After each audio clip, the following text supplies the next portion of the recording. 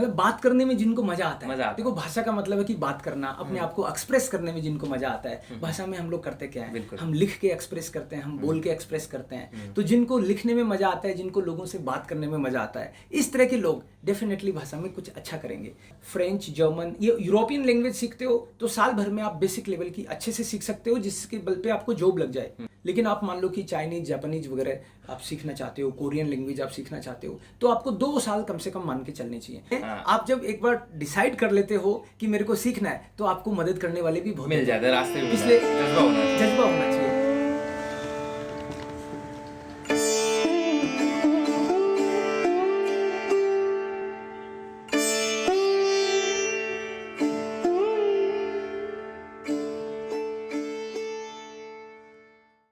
अब अपन आगे आते हैं कि भाषा को सीखने का जो समय है, या पारंगत होने के लिए कितना समय हम मतलब उनको लग सकता है कि कोई युवा शुरू करता है तो कितने समय में उसको लगता है कि वो उस लेवल पे पहुंच जाएगा कि वो अपने पैरों पे खड़ा हो जाए। एक तो देखो, कोई भी काम हो, चाहे भाषा सीखना हो चाहे कोई और हो, आपको थोड़ा पेशेंस तो चाहिए। कई बार युवाओं को लगता है कि मैं आज भाषा सीखना शुरू करूं और 7 दिन बाद में मैं एक्सपर्ट बन जाऊं। अगर मान लो ऐसी सोच के आप आ रहे हो तो आप सही बात ठीक नहीं सोच भाषा रहे तो हो। अपने आप में आप कोई भी फील्ड में जाएं, ऐसे ही भाषा सीखने में भी एक समय लगता है।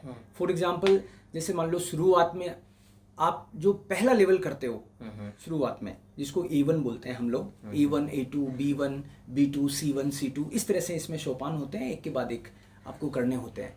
तो आप 1 साल में इस लेवल का सीख सकते हैं कि आपकी लैंग्वेज के थ्रू जॉब लग जाए 1 साल के अंदर।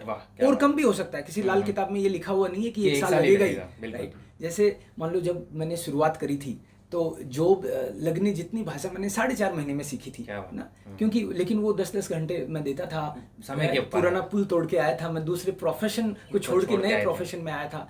तो ये एक बात हो सकती है, लेकिन मैं ये नहीं कहता कि 4.5 महीने में आप कर लोगे। आपका मोटिवेशन है तो हो सकता है कि मैंने कौन सा वो कोई मेरे पे लिखा हुआ नहीं है कि हो सकता है कोई और कम में कर ले, राइट। लेकिन एक स्टैंडर्ड ऐसा मानते हैं कि पहले 3 लेवल करने में 8 से 9 महीने लगते हैं। आपको बहुत अच्छे से सीखना चाहिए, आपको जल्दबाजी नहीं करनी चाहिए, क्योंकि आप जल्दबाजी करके आप मान लो कि कोर्स पास करने की अगर सोच के सीख रहे हो और सीखने का उसमें भाव कम है, तो फिर आगे आपको दिक्कत आती है।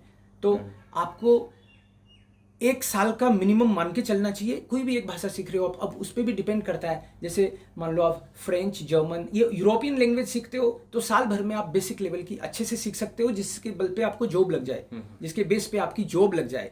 लेकिन आप मान लो कि चाइनीज, जापानीज वगैरह आप सीखना चाहते हो, कोरियन लैंग्वेज आप सीखना चाहते हो, तो आपको 2 साल कम से कम मान के चलने चाहिए। 2 से 3 साल, क्योंकि वो फिर वहाँ पे ABCD नहीं होके कुछ और जैसे पिक्टोरियल लैंग्वेजेज हैं, तो वो भाषा पे भी डिपेंड करता है। लेकिन यूरोपियन लैंग्वेज की अपन बात करें तो 1 साल का पेशेंस तो आपको रखना चाहिए मिनिमम।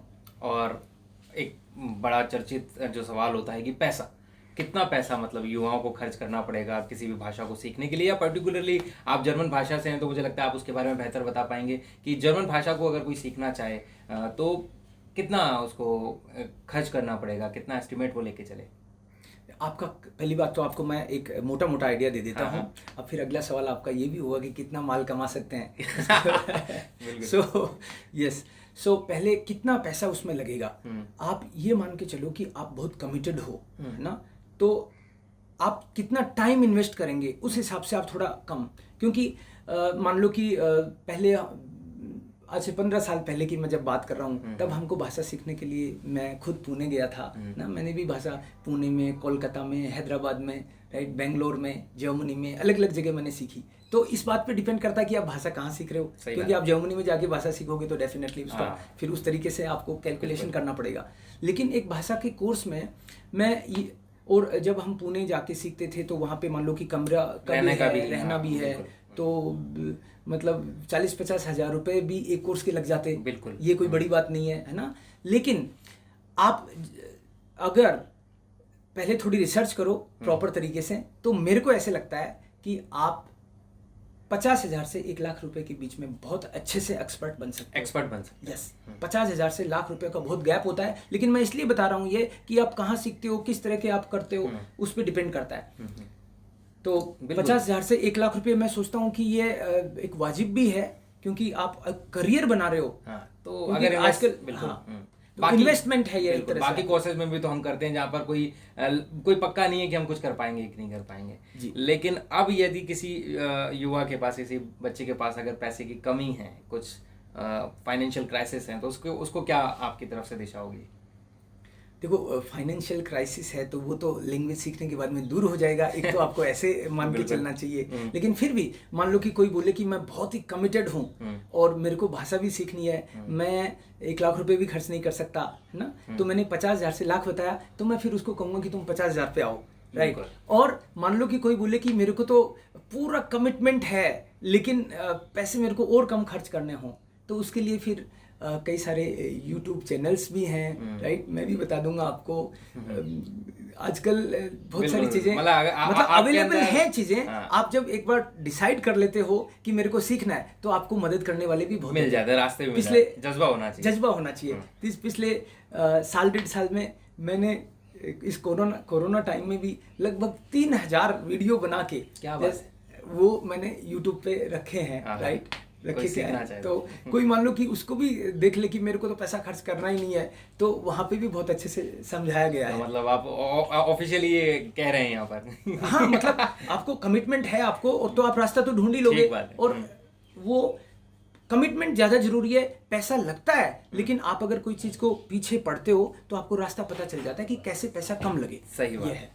अब आपने लेवल्स की बात करी अभी कि कुछ A1 A2 इस तरीके के लेवल होते हैं, तो कितने लेवल पे जाके वो एक अपने सेल्फ डिपेंड हो सकता है कि इस लेवल पे जाके अगर वो मार्केट में उतरे, अपने आप को पेश करने की कोशिश करे, तो उसे काम मिल जाएगा?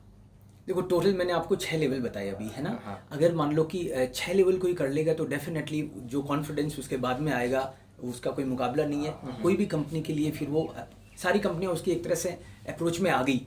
लेकिन 3 लेवल तो करना मस्ट है, क्योंकि A1 और A2 जो 2 बेसिक लेवल हैं वो तो सर्वाइवल वाले होते हैं। कई बच्चे जर्मन पढ़ के विदेश में वहाँ हायर स्टडीज़ के लिए भी जाते हैं, तो वहाँ सर्वाइव करने के हिसाब से पहले 2 लेवल A1 और A2, ये 2 लेवल तो सर्वाइवल लेवल है। लेकिन जब प्रोफेशनल बात आती है तो प्रोफेशनल कोर्सेज में फिर B1 और B2 अगले 2 आपको करने चाहिए, और उसके बाद में एडवांस और एक्सपर्ट वाले लेवल आगे के हैं। हाँ, तो B1 B2 आप अगर करोगे तो डेफिनेटली आपको मल्टीनेशनल्स में जॉब मिल जाएगी। जॉब मिल जाती है जी। अब आपका अनुभव है तो आप बता सकते हैं कि किस तरीके के पर्सनालिटीज जो मतलब किसी के अंदर हो, या कुछ सॉफ्ट स्किल्स की कोई ज़रूरत हो कि वही लोग अगर इस चीज़ को करियर के रूप में चुने, विदेशी भाषाओं को या जर्मन लैंग्वेज स्पेशली, तो उनके लिए ज़्यादा बेहतर रहेगा। वैसे तो देखिए हर कोई कुछ भी सीख सकता है, लेकिन एक अनुभव होता है कि आपने उन लोगों को देखा होगा कि उनके अंदर इस टाइप के कुछ सॉफ्ट स्किल्स थी, या कुछ उस पर बात करना चाहिए। बिल्कुल, आपका बहुत ही इंटरेस्टिंग क्वेश्चन है। मैं अपने एक्सपीरियंस से ये बात जरूर शेयर करना चाहूँगा यहाँ पे कि मतलब बात करने में जिनको मजा आता है। देखो, भाषा का मतलब है कि बात करना, अपने आप को एक्सप्रेस करने में जिनको मजा आता है। भाषा में हम लोग करते क्या है, हम लिख के एक्सप्रेस करते हैं, हम बोल के एक्सप्रेस करते हैं। तो जिनको लिखने में मजा आता है, जिनको लोगों से बात करने में मजा आता है, इस तरह के लोग डेफिनेटली भाषा में कुछ अच्छा करेंगे। इसीलिए कहते हैं कि गर्ल्स लोग, लेडीज लोग अगर मान लो कि इसको करियर बनाएं, और मैं जर्मन टीचिंग में देखता भी हूँ कि बहुत सारी महिलाएं जो हैं वो टीचिंग करती हैं और बहुत अच्छा करती हैं। तो जो लोग नॉलेज शेयर करने में, बात करने में जो मतलब इंट्रोवर्ट ना हो, ऐसे लोग ज़्यादा प्रोग्रेस करेंगे। ये मेरा एक्सपीरियंस है।